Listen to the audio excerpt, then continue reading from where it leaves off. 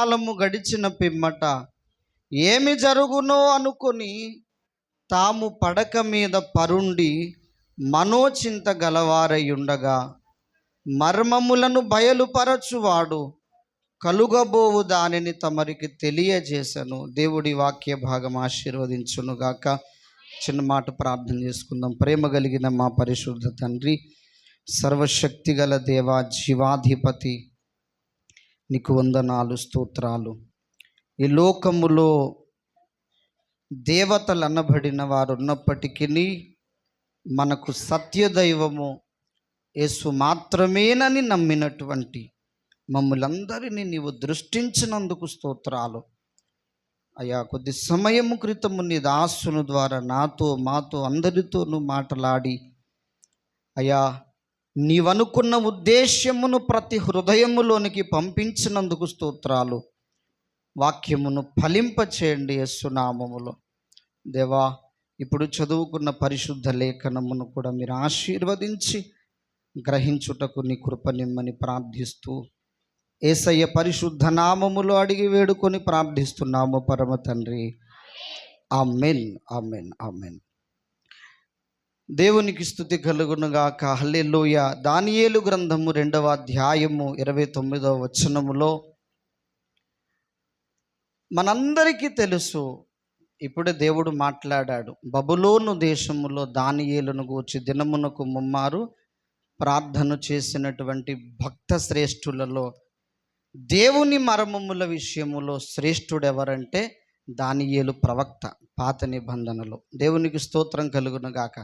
పరలోక మర్మముల విషయములో కనుక ఒక మాట ఏంటంటే, నేను ఎక్కువ సమయం తీసుకోను, డైరెక్ట్గా ఒక మాట చెప్తాను.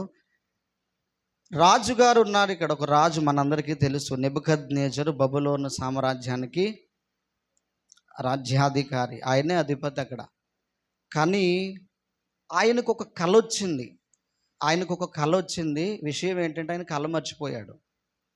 కళ మర్చిపోయి కళ చెప్పాలి, దాని భావము కూడా చెప్పగలిగిన జ్ఞానవంతుడిని వెతకమంటే దానియేలు భక్తుడు అక్కడ ఉన్నాడు. దేవునికి స్తోత్రం కలుగునుగాక. ఒక మాట చెబుతున్నాను, ఆ బబులోను దేశములో దానియేలు ఎలా ఉన్నాడో ఇప్పుడు యవ్వనస్తులు కూడా అలాగే ఉండాలి. ప్రత్యేకింపబడిన సమాజముగా ఉండాలి. హల్లెలూయా. గనుక ఒక మాట చెప్తున్నాడు ఆయన, రాజా, ప్రస్తుత కాలం గడిచిన పిమ్మట ఏమి జరుగును అని అనుకుని తాము పడక మీద పరుండి మనోచింత గలవారై ఉండగా మర్మములను బయలుపరచువాడు కలుగబోవు దానిని తమరికి. రాజుగారు మనోచింత గలవాడై పడుకున్నాడంట. అప్పుడు ఏమి బయలుపరిచాడు? నేను మొత్తం చదవడం లేదు, కానీ రాజుగారికి వచ్చిన కళ మీకు తెలుసు. ఒక ప్రతిమ ఉంది కదా, బంగారము, వెండి, అందులో 4 భాగాలు ఉంటాయి. అర్థమైందా? సో ఓకే, ఈ 4 భాగాలలో ముఖ్యమైన విషయం ప్రస్తుత కాలము జరిగిన పిమ్మట. ఇది భవిష్యత్తు ప్రవచనం. ఇది ప్రస్తుతం త్వరలో నెరవేరబోయే ప్రవచనం. ఇది ఎప్పుడో రాయబడింది, ఇప్పుడు నెరవేర్పులోకి వస్తుంది. దేవునికి స్తోత్రం కలుగునుగాక. ఏమి జరుగునో అని అనుకొని రాజుగారు పడుకున్నాడు. మరి మనమేమని పడుకుంటున్నాం?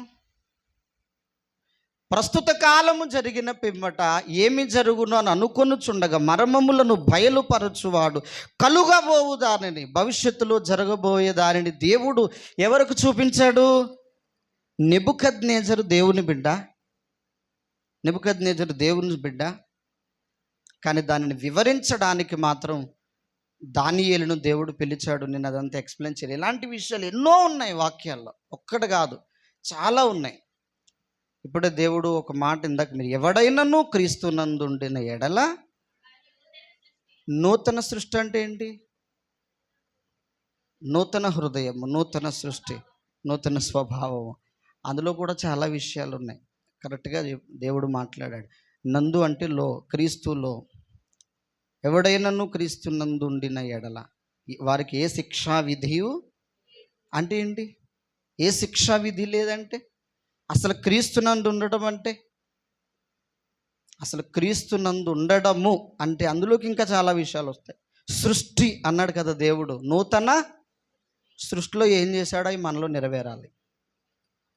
6 రోజుల సృష్టిలో దేవుడు ఏమి చేశాడో అది నెరవేరాలి. చదువుకోవడానికి కాదు, అది నాలో నెరవేరాలి. వెలుగు కమ్మన్నాడు, ఫలవృక్షముల సృష్టి, తర్వాత మానవుని సృష్టి, 5వ రోజు, ఇలా వరుసగా అన్ని 7 రోజులు. 7వ రోజు విశ్రాంతి. అలా ఇంకా చాలా విషయాలు ఉన్నాయి. నేను ఒక మాట చెప్తున్నాను. అపోస్తలుల కార్యాలు 17వ అధ్యాయములో ఒక గొప్ప సంఘాన్ని గూర్చి దేవుడు వివరించాడు. నేను ఓన్లీ ఫర్ మీకోసమే, యవ్వనస్తుల కోసమే ఈ మాట చెప్తున్నాను. 17వ అధ్యాయము 11వ వచనాన్ని చూడండి. వీరు తెస్సలోనికయలో ఉన్న వారి కంటే ఘనులై ఉండిరి గనుక ఆసక్తితో వాక్యమును అంగీకరించి పౌలును శీలయు చెప్పిన సంగతులు అలాగున్నవో లేవో అని ప్రతిదినము లేఖనములు, ఈ అలవాటు ఉండాలి. ఈ బెరయా సంఘములో ఉన్నటువంటి వారుకున్న గొప్ప వరం ఏంటంటే పాటలు పాడడం కాదు, వాక్యము అలాగున్నదో లేదో. ఎవరు చెప్తేని? పౌలు అసలు ఎవరండి? నేను క్రీస్తుని పోలి నడుచుకొనుచున్న ప్రకారము నన్ను పోలి అన్నటువంటి భక్తుడు ఆయన. నేను ఎలా నడిచానో అలాగే నడవండి అన్నాడు. తర్వాత నేను చెప్పిన వాక్యము గాక దేవదూతలు వచ్చి చెప్పినా కూడా లేఖనములు లేకపోతే దాన్ని నమ్మొద్దు అన్నాడు ఆయన. అంత పాత నిబంధనలు దానియేలు ఎలాగో క్రొత్త నిబంధనలు పౌలు భక్తుడు కూడా అంతే. అసలు ఈ సార్వత్రికంగా ఉన్నటువంటి భూమి మీద ఉన్నటువంటి సంఘాలన్నిటికీ కూడా పౌలు భక్తుడిని బట్టి దేవుడు తీర్పు తీరుస్తాడు. బోధలకు కూడా, చేస్తున్న బోధలకు కూడా పౌలు భక్తుడు చెప్పిన లేఖనాలను బట్టి కొలతలు తీసుకుంటాడు. హల్లెలూయా. వాళ్ళే చెప్తే వీళ్ళు అలాగున్నదో లేదని పరిశోధించారంట. అంటే లేఖన పరిశోధన యవ్వనస్తులకు చాలా అవసరం. చదువుకుంటూ న్యూస్ పేపర్లాగా వెళ్ళిపోతే వేస్ట్. అలాగన్నా చదవడం మానేసేసి ఉండడం మంచిది. కానీ చదువుతున్నప్పుడు అలాగున్నదో లేదో, చెప్తున్నప్పుడు అలాగున్నవో లేవో, పరిశుద్ధాత్మ స్వరమేదో పరిశుద్ధాత్మ కాని స్వరమేదో కూడా గుర్తుపట్టేటువంటి ఆ పరిశుద్ధాత్ముడిచ్చే వివేచన ఉండాలి. దేవునికి స్తోత్రం కలుగును గాక. హల్లెలూయా. బెరయా సంఘానికి ఉన్నటువంటి గొప్పతనాన్ని దేవుడు చెప్తున్నాడు. పౌలు చెప్పిన వాక్యాన్ని అలాగున్నదో లేదో పరిశోధించేటువంటి గొప్ప శక్తి ఉంది వాళ్ళకి. ఆ శక్తితో వాక్యాన్ని వెళ్ళిపోయిన తర్వాత అలా ఉందో లేదో ప్రస్తుత కాలము జరిగిన పిమ్మట జరగబోయే సంగతులు నెబుకద్నెజరుకు దేవుడు చూపించాడు. మీకు ఒక ప్రశ్న అడుగుతున్నాను. ఆదికాండములో సూర్య చంద్రులను దేవుడు ఎప్పుడు చేశాడు? ఎన్నో దినాన్ని చేశాడు? ఎన్నో దినాన్ని అంటే 4వ దినాన్న ఆకాశంలో జ్యోతులు కలుగుగా కానీ పగటి నేలుటకు సూర్యుడిని, రాత్రి నేలుటకు చంద్రుడిని చేశాడు. మరి వీళ్ళిద్దరూ లేకుండా ముందు 3 రోజులు ఎలా గడిచాయి? సూర్య చంద్రులు లేకుండా మొదటి 3 దినాలు ఎలా గడిచినవి? ఇలా చదవాలి వాక్యం, ఇలా పరిశోధించి చదవాలి. లేఖనాల్లో ఏముందంట తెలుసా? లేఖనాలు ఎందుకు దుష్టుడు చదవనివ్వట్లేదు, ఎందుకు యవనస్తుల హృదయాలను వాక్యం వైపు వెళ్ళనివ్వట్లేదు అంటే మెయిన్ కారణం ఏంటంటే నిత్య జీవం పొందకూడదని చేస్తున్నాడు వాడు. యోహాను సువార్త 5వ అధ్యాయము 39వ వచనం, లేఖనముల యందు మీకు నిత్య జీవము కలదని తలంచుచు వాటిని, హల్లెలూయా, లేఖనముల యందు ఏముందంట? నిత్య జీవము అంటే అక్షయ జీవము, మృతము కానిది గనుక లేఖనాల యొద్దకు వెళ్ళనివ్వడు. ఇప్పుడు మొత్తం దేవుడు ముందు మాట్లాడినట్లు మొత్తం లైఫ్ స్టైల్ అంటే అలాగే ఉంది. మా స్కూల్లో ఇప్పుడు ఈ మధ్యన అదే ట్రోల్ చేశారు కదా పాట, సిలువను చూడగానే నా విలువేంటో అని. ఒక 9th క్లాస్ అబ్బాయి నా స్టైలు మారింది అంటే ఇలా వెళ్తున్నాడు. నా స్టైలు మారింది, నిజంగానే సిలువను చూస్తే బ్రతుకు, స్టైలు, రూట్ అన్నీ మారుతాయి. దేవునికి స్తోత్రం కలుగునుగా. హల్లెలూయా. వ్యర్థమైన దానిని చూడకూడదు అన్నాడు కదా దేవుడు. మరి ఏం చూడాలి? సిలువను చూడాలి. దేవునికి స్తోత్రం కలుగును గాక. లేఖనములలో నిత్య జీవం ఉందట. లేఖనాల్లో ఏముంది? నిత్య జీవం ఉంది కనుక లేఖనాలు చదవనివ్వడు. ఆఖరిగా ఒక మాట చెప్తున్నాను, లేఖనాలను చదవనివ్వడు. ఇందాక రిఫరెన్స్లు చదివించినప్పుడు యవన కాలమున యెహోవా కాడిని మోయుట నరునికి మోయనివ్వడు. ఒకటే గుర్తుపెట్టుకోండి, ఈ భూ ప్రపంచము మీద దుష్టుని పరిపాలన జరుగుతుంది. ఇది దుష్టుని లోకమైపోయింది. దేవుడు ఇక్కడికి వచ్చి కార్యము చేయాలంటే దేవుడిని మనం పిలవాలి. దేవునికి స్తోత్రం కలుగును గాక. హల్లెలూయా, హల్లెలూయా. భూమి మీద ఎనోషు పుట్టినప్పుడు, ఆదాముకి మనముడు కదా, మనవడు. ఎనోషు పుట్టినప్పుడు భూమి మీద ప్రార్థన ఆరంభమైనదని ఉంది. ప్రార్థన చేస్తే దేవుడు వస్తాడు. దేవునికి స్తోత్రం కలుగును గాక. ప్రార్థన చేస్తే లేఖనాలు అర్థమవుతాయి. ప్రస్తుత కాలం అయిపోయింది. అసలు ఆ ప్రతిమలు బంగారం అంటే ఏంటి, వెండి అంటే ఏంటి, ఇత్తడంటే ఏంటి, రాగి ఉంది కింద, మళ్ళీ మట్టోటి కలిసింది, అవేం పొసగవన్నాడు. మొత్తం భూప్రపంచ చరిత్ర అంతా ప్రతిమలోనే ఉంది. దేవునికి స్తోత్రం కలుగును గాక. హల్లెలూయా. యవనస్తులు లేఖనాల మీద దృష్టి పెట్టాలి. ఇందాక చెల్లో మాట ఫ్రాన్సిస్ గారు చెప్తే వ్యసనానికి అలవాటు పడిపోయాడు. అంటే వ్యసనం అంటే ఏంటి, తరచుగా అదే చేస్తాడు. ఇంకా అదే వ్యసనం అయిపోయి, త్రాగుడు తాగేవాడు ఇప్పుడే వస్తాడు, త్రాగేసి మళ్ళీ వెళ్ళిపోతాడు ఒక 5 నిమిషాల్లో. కానీ మనకు కూడా ఒక వ్యసనం ఉండాలి. వాక్యమే వ్యసనంగా మారాలి. వాక్యం చదవడం, ప్రార్థన చేయడం. హల్లెలూయా. ఎవరైనా మీకోసం చెప్పుకున్నప్పుడు ఆమె ప్రార్థనా పరురాలండి అని చెప్పాలి. బైబిల్ చదువుతుందండి, ఎక్కువ బైబిల్ చదువుతుంది. బైబిల్ చదివితే నీ వ్యక్తిత్వం, మనస్సు, హృదయం, ప్రవర్తన మొత్తం గైడ్ చేసుకుంటూ వెళ్తాడు. కనుక లేఖనాలను చదవనివ్వడు. ఎన్నో సంగతులు ఇలా ఉన్నాయి, ఎన్నో సంగతులు ఉన్నాయి. బైబిల్ నిండా కూడా అలాగే ఉన్నాయి. కనుక ఆలోచించండి. ఆ ప్రతిమ గురించి ఇప్పుడు చెప్పుకుంటూ వెళ్ళామనుకోండి, అసలు ఇప్పుడు మనకి టైం కూడా ఉండదు. కాబట్టి యవనస్తులందరూ లేఖనాల మీద దృష్టి పెట్టండి. లేఖనాలను పరిశోధించాలి. ఉదాహరణకి, తన స్వరూపమందు దేవుడు నరుని మన పోలిక చొప్పున నరుని చేద్దామని చేశాడు కదా.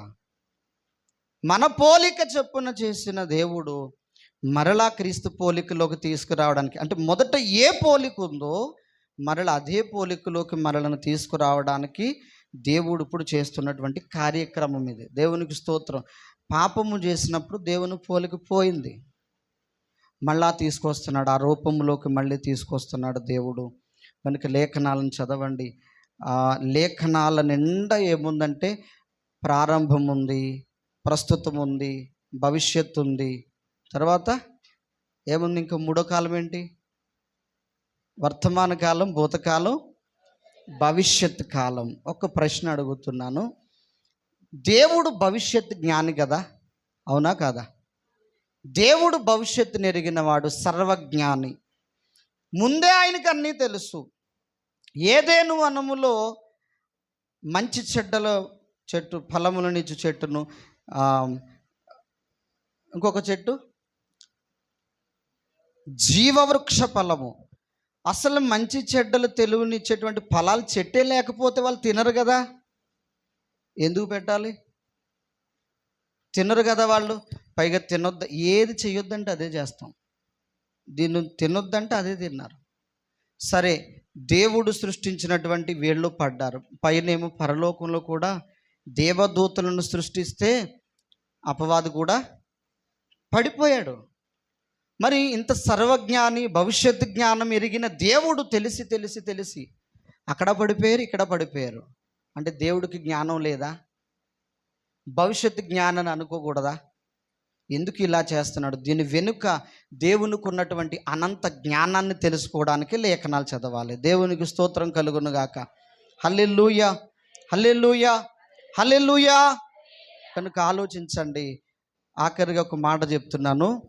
ఈ లేఖనాల పరిశోధనకై ఇటీవల మేము వచ్చి VBS కండక్ట్ చేయడానికి దేవుడు కృప చూపాడు.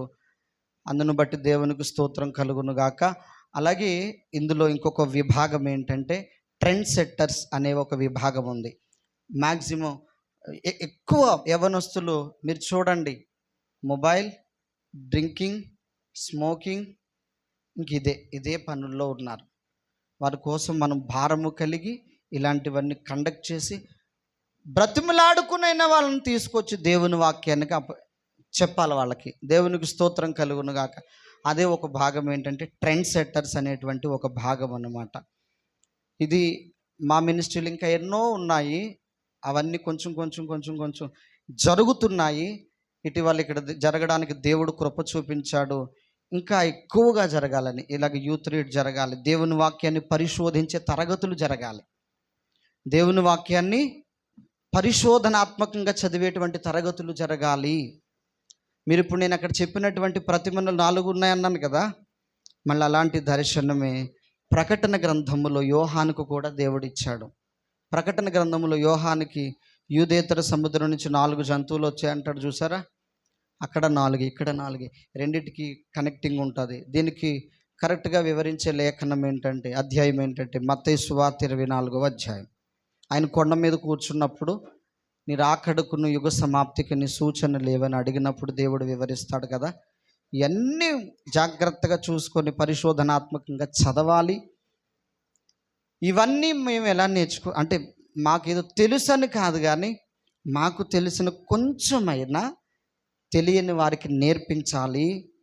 మేము నేర్చుకున్నటువంటి సంగతులు దేవుని వాక్యములోనివి, అలాగే దేవుని ప్రవక్త ద్వారా వ్రాయించిన కొన్ని గ్రంథాలు ఉన్నాయి. అంటే రెండవ రాకడ ఎప్పుడు జరుగుతుంది, శ్రమల కాలానికి ముందా తర్వాత, లేకపోతే తెలిసి దేవుడు అసమానతలతో కూడిన ఈ విశ్వాన్ని, ఈ సృష్టిని ఎందుకు చేశాడు, దేవుడు న్యాయవంతుడు కదా, అపవాదిని ఎందుకు బంధించలేదు, లేకపోతే మన జీవితంలో సమస్యలకు కారణం ఏంటి, అడిగిన సమాధానం ఇవ్వడు. ఒకసారి అడిగిన సమాధానం ఇవ్వడు, అలాగే మాట్లాడు కూరుకుంటాడు. ఎందుకు ఇలా జరుగుతుంది, ఎందుకు దేవుడు ఇలా చూస్తూ ఊరుకుంటున్నాడు, ఇలాంటి ప్రశ్నలు. అలాగే యాకోబును ప్రేమించి ఏశావును ద్వేషించుటలో దేవుని న్యాయం ఏమిటి, అలాగే దేవుని త్రిత్వమైనటువంటి దేవుడు తండ్రి కుమార పరిశుద్ధాత్మలు ఒకరా, త్రిత్వమా, వేరు వ్యక్తిత్వాలు ఉన్నాయా, దేవుని సంఘాన్ని పెండ్లి చేసుకుంటాడని దేవుని వాక్యంలో ఉంది.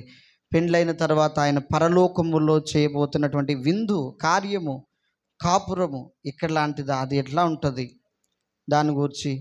అలాగే దేవుని సంఘాన్ని దేవుడు దీపస్తంభంతో పోల్చాడు, దానిని గూర్చి. అలాగే యోధా పత్రిక, ఇప్పటి వరకు మీరు రక్షణ కోసం విన్నాం కదా, రక్షణ 3 కాలాల్లోనే జరుగుతుంది. రక్షణ పొందుతున్నాము, పొందబోతున్నాము. కనుక ఆ విషయాల్లో యోధా పత్రికలో ఉన్నటువంటి విషయాలన్నిటి మీద పోరాడండి అని ఒక అద్భుతమైన పుస్తకం ఉంది. అన్నిటికంటే మించి ఈ విశ్వము యొక్క చరిత్ర, అంటే ఆది కాండం ఫస్ట్ బైబిల్లో ఉంది. సామెతల గ్రంథములో అనాది కాలములోని సృష్టి ఆరంభమున ప్రథమమైన దానిగా యెహోవా నన్ను కలుగజేసినని జ్ఞానమును గూర్చి వ్రాయబడింది. ఆ జ్ఞానము, ఆ అనాది కాలం ఎప్పుడుంది, అక్కడ ఏం జరిగింది. అలాగే మానవుని యొక్క పుట్టుకలలో సాతాను యొక్క కల్పితం కూడా ఉంది, వాడి పార్ట్నర్షిప్ కూడా ఉంది. ఎందుకు దేవుడు దాన్ని యాక్సెప్ట్ చేస్తున్నాడు, ఇలాంటి ఎన్ని లేఖనాల్లో ఉన్నాయి. ఇవన్నీ తెలుసుకోవడానికే ఈ ట్రెండ్ సెట్టర్స్ అనే ప్రోగ్రాం పెట్టాలి. ప్రతి చోట ఇది జరగాలి. ఓన్లీ వాక్యము మీద అవేర్నెస్ కోసం ఎవరు చర్చుల్లో వాళ్ళు ఉండాలి, కానీ దేవుని వాక్యం విషయంలో మాత్రం అందరూ ఏకత్వములోనికి రావాలి. దేవునికి స్తోత్రం కలుగును గాక. ఆఖరికి ఎఫెసీ పత్రిక 4వ అధ్యాయము 12వ వచనములో పరిశుద్ధాత్మ దేవుడు సార్వత్రిక సంఘాన్ని గూర్చి ఇలా వ్రాయించాడు. దేవుడు ఎలా కావాలని కోరుకుంటున్నాడో చూడండి.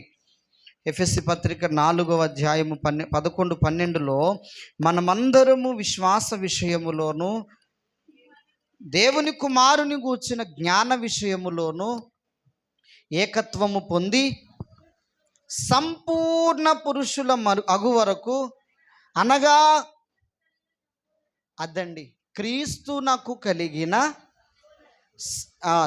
కలిగిన సంపూర్ణతకు సమానమైన సంపూర్ణత కలవారమగు వరకు ఆయన ఇలాగూ నియమించెను. అంటే అర్థం ఏంటో తెలుసా, ఎవరికైనా ఒకరికి వివాహం చేస్తున్నాం. ఒక 25 ఏళ్ళ అబ్బాయికి 6 ఏళ్ళ అమ్మాయిని పెళ్లి చేస్తారా? ఎందుకు చేయకూడదు?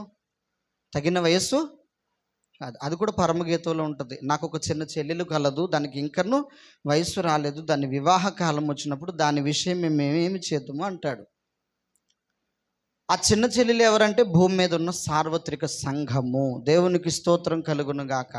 దేవుడు సంపూర్ణుడు, లోపము లేనివాడు, పరిపూర్ణుడు గనుక ఏ లోపము లేనటువంటి సమానమైన క్రీస్తునకు సమానమైన సంపూర్ణత కలవారయ్యే వరకు యేసయ్య రాడు, పెళ్ళి కూడా చేసుకోడు. అప్పటి వరకు లేఖనముల ద్వారా చెక్కబడాలి. దేవునికి స్తోత్రం కలుగును గాక. హల్లెలూయా. దేని ద్వారా చెక్కబడాలి? లేఖనముల ద్వారా చెక్కబడాలి. దేవుణ్ణి అడగాలి, నన్ను లేఖనాలతో చెక్కండి అని అడగాలి. లేఖనాల మీద నడవాలి. మన బ్రతుకే లేఖనం మీద ఉండాలి. దేవునికి స్తోత్రం కలుగును గాక. కనుక ప్రార్థన చేయండి. పరిశోధన తరగతులు జరగాలి. ప్రతి యవనస్తుని లోపల తప్పక వాక్యం ఉండాలి. ఏ లేఖనం అడిగినా చెప్పగలగాలి. దేనిని గూర్చి దేవుడు రాయించాడో చెప్పాలి. అలా జరిగే వరకు యేసయ్య భూమి మీదకి రాడు. సంఘం ఎప్పుడు సిద్ధపడినట్లు కాదు. హల్లెలూయా. యవనస్తులను కాదు, సంఘం అంతటి కోసం చెప్తున్నాను. సంఘము అంటే అందరూ కలిపి రక్షణ పొంది 10 ఏళ్ళైనా అలాగే ఉండకూడదు. ప్రతి దినము దేవునితో నడుస్తూ హనోకుల నడవాలి. దేవునికి స్తోత్రం కలుగును గాక. గనుక ఈ ట్రెండ్ సెట్టర్స్ అనే విభాగమును గురించి ప్రార్థన చేయండి. మీ పాస్టర్ గారి యొక్క పర్మిషన్ తోటి తొందరలోనే మనం ఇక్కడని ఏర్పాటు చేసుకుందాం. యవనస్తులకు బైబిల్ పరిశోధన తరగతులు జరగాలి. అలాగే దేవుని చిత్తం అయితే మరలా వచ్చి మేము మా దగ్గర ఉన్న బుక్స్ కూడా మీకు ఇవ్వడానికి ప్రయత్నం చేస్తాం. మీరు చదవాలి. పాస్టర్ గారు చెప్పినట్టు బైబిల్ చదవడానికి ఖాళీ లేదు, క్లాస్ ఉంది. ఇదంతా నా మాటలో చెప్పాలంటే నేను ఎక్కువ హిందీలో సోది వాడతాను. సోది అనే పదం వాడతాను. ఇదంతా సోదనమాట.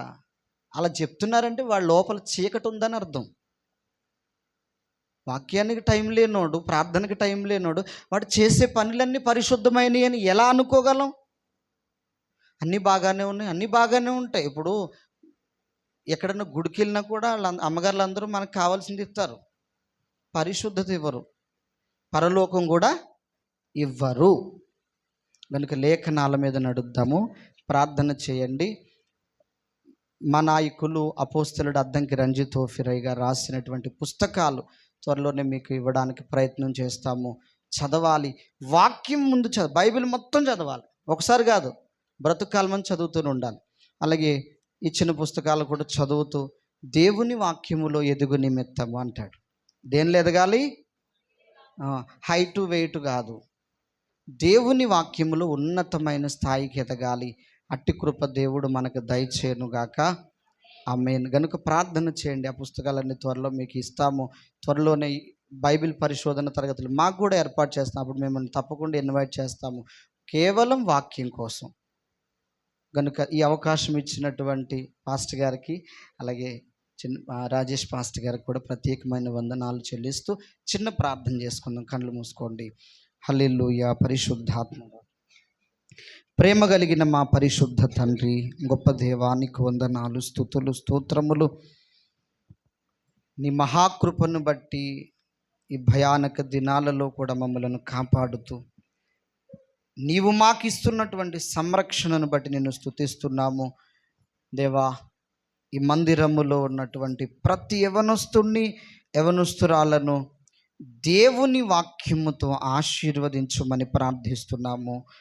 బెరయా సంఘస్థుల వలె లేఖనములను పరిశోధించువారుగా, లేఖనముల యందు నిత్య జీవము కలదని నీవు చెప్పినట్లుగా లేఖనములు చదువుతూ నిత్య జీవము పొందుకొను కృపనిమ్మని ప్రార్థిస్తూ దేవా, నీ చిత్తము, నీవు అనుకున్న ఆలోచన ఇక్కడ మీరు ప్రతి బిడ్డలోనూ మీరు నెరవేర్చమని మాకిచ్చిన ఈ దర్శనాన్ని వ్యాప్తి చేస్తూ ముందుకు సాగిపోయే కృపను మాకు నిమ్మని దేవా. ఇక్కడ ఉన్నటువంటి నీ సేవకులను ఇంకను అభిషేకముతో అనేక ఆత్మలకు నాయన కాపరులుగా అనేక వేల మందిని దేవుని యొద్దకు నడిపిస్తున్నటువంటి వారిగా మీరు దీవించి సహాయము చేయమని ప్రార్థిస్తూ మాకు ఇచ్చిన అవకాశమును బట్టి నిన్ను స్తుతిస్తూ హల్లెలూయా. నీ సంఘాన్ని మీరు ఆశీర్వదించమని, విన్న మాటలన్నిటినీ ఫలింపు దయచేయమని ప్రార్థిస్తూ,